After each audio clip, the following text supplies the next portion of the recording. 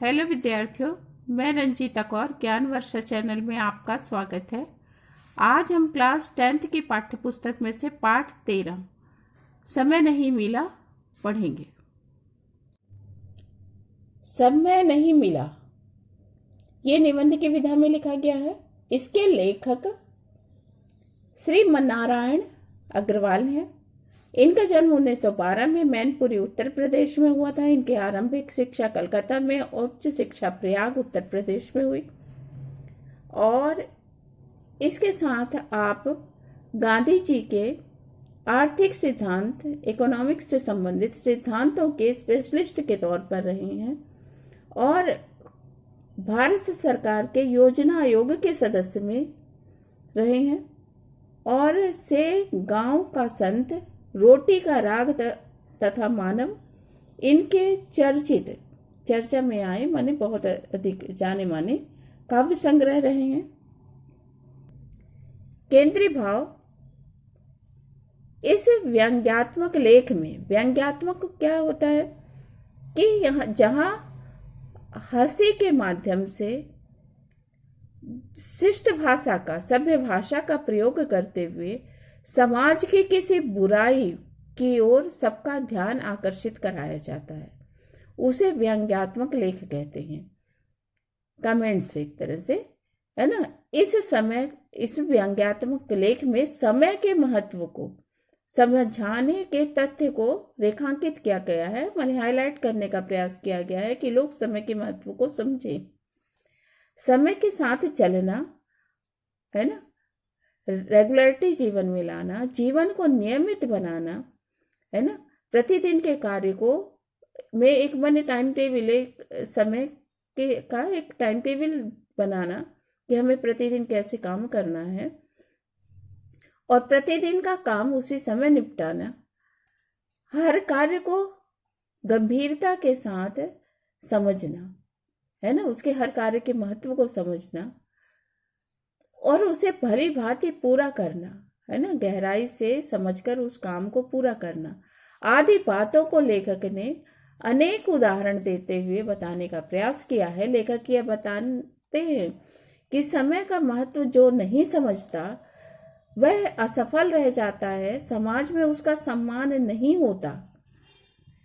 समय का की अभाव, समय या अभाव माने समय की कमी का बहाना बनाने वाले लोग अपने जीवन के लक्ष्य एम तक, जो भी उन्होंने अपने जीवन के लिए तय किया है, डिसाइड किया है, वे वहां तक कभी नहीं पहुंचते।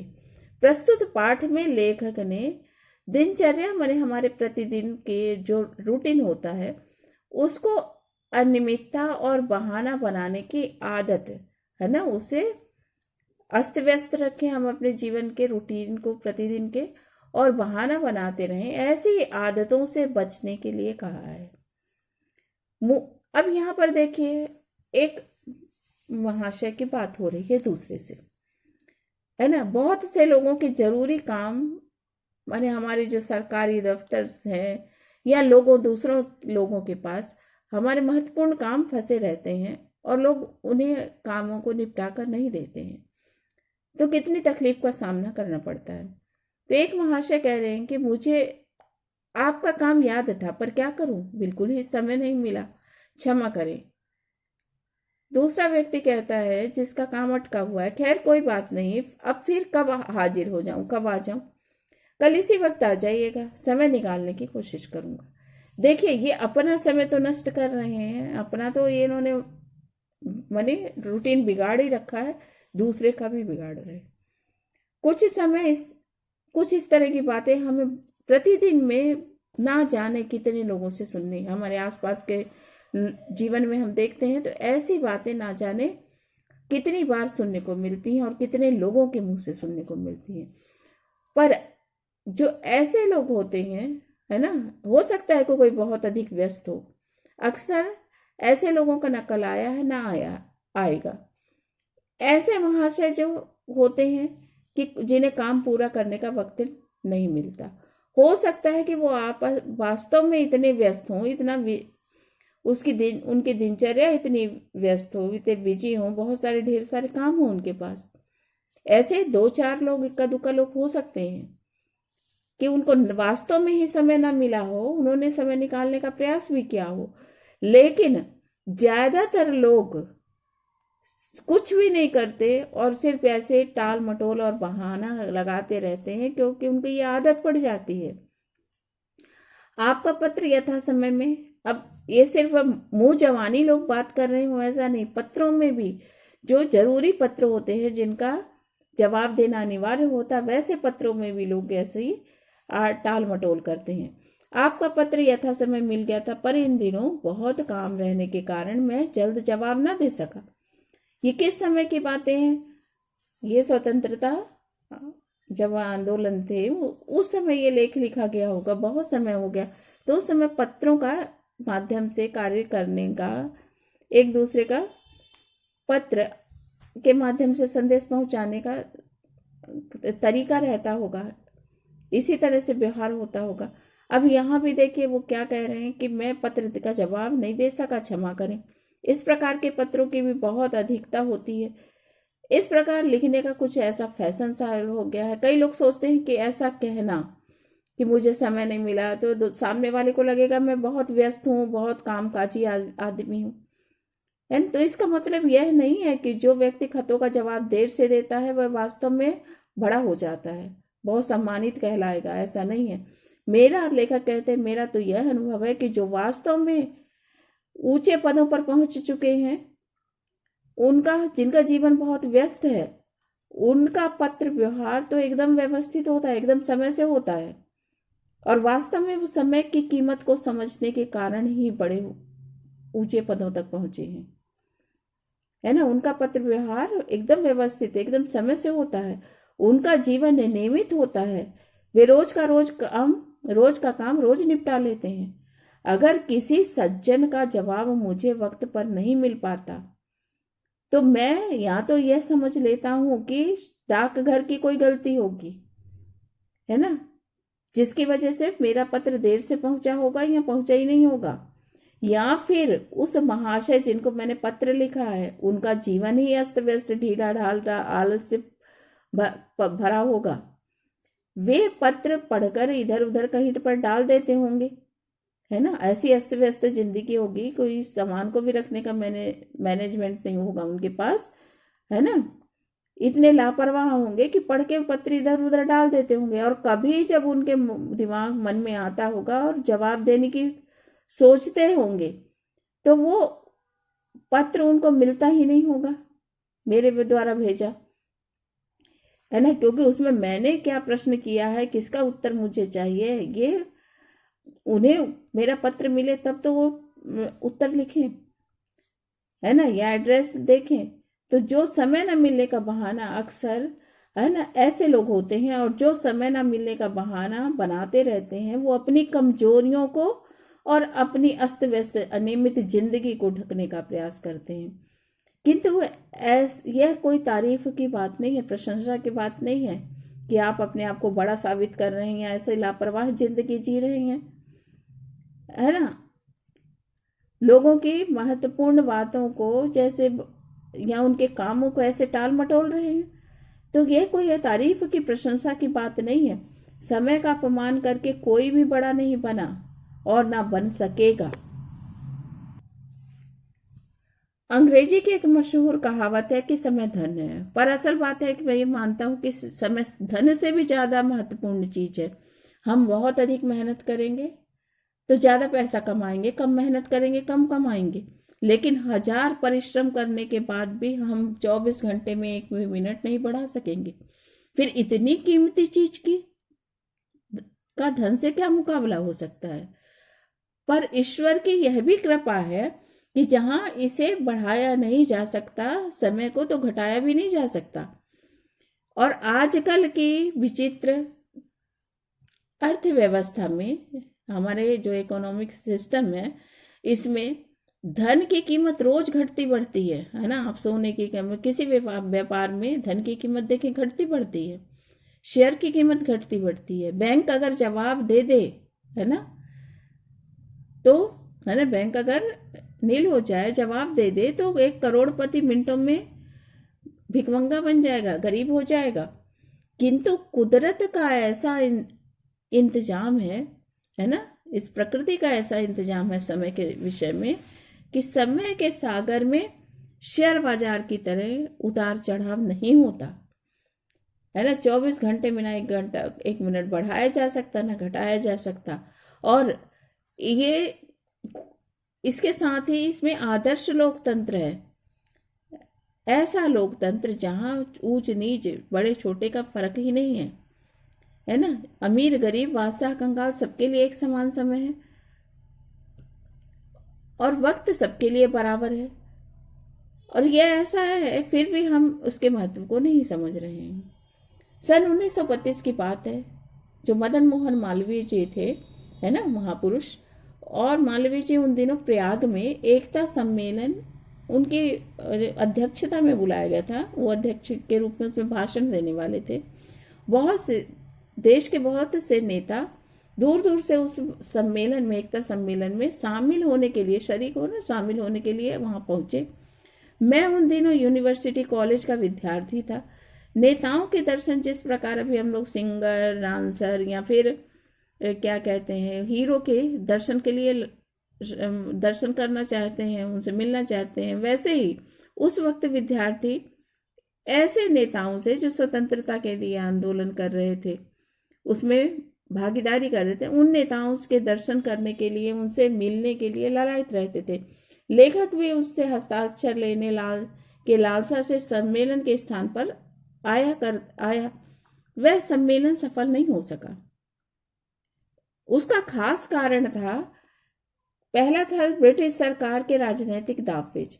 ब्रिटिश सरकार ने ऐसे नियम बना रखे थे कि बहुत से लोग एक स्थान पर इकट्ठा नहीं हो सकते थे, क्योंकि वो इकट्ठा होंगे तो भारत की आज़ादी के लिए कुछ प्लानिंग करेंगे, है ना, लोगों को एकजुट होने के लिए कहेंगे।